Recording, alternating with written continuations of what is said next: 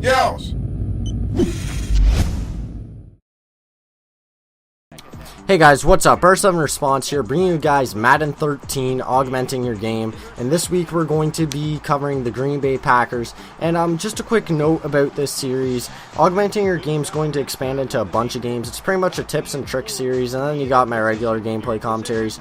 And with augmenting your game Madden, it's going to pretty much teach you guys how to use each of the NFL's 32 teams effectively in online play, so you don't have to go to the same 2 to 3 teams each and every time. You know what, variety's the spice of life, guys.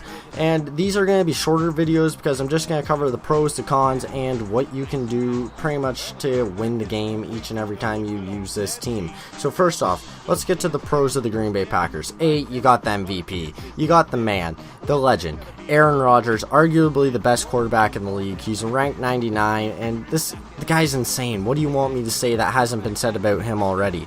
But something that really does help Aaron out is his awesome set of wide receivers. You got Greg Jennings, you got Jordy Nelson, you got James Jones, you got Randall Cobb, you got Jermichael Finley, and even if you want to bring in the old man Donald Driver, he's still good for a pickup or two.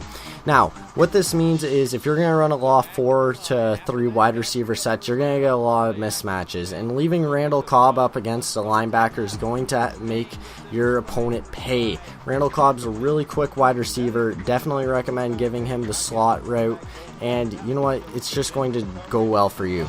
One of the other nice things about the Packers is the secondary. MD Jennings, Sam Shields, Charles Woodson, and Casey Hayward are going to take the ball away from your opponent, and they're going to take it away a lot.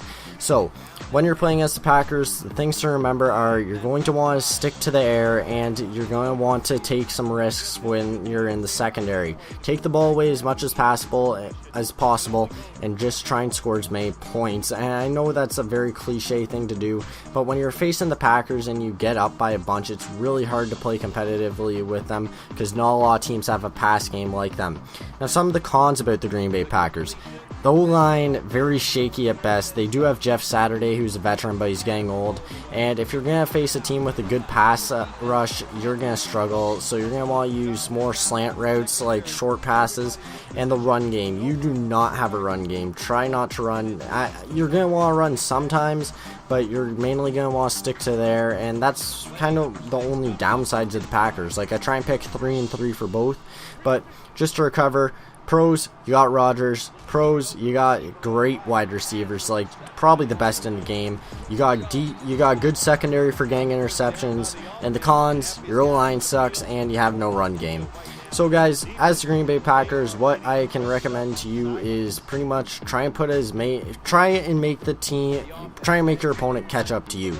And if you get behind, don't worry, you'll be able to catch up with him with the Packers' potent passing attack.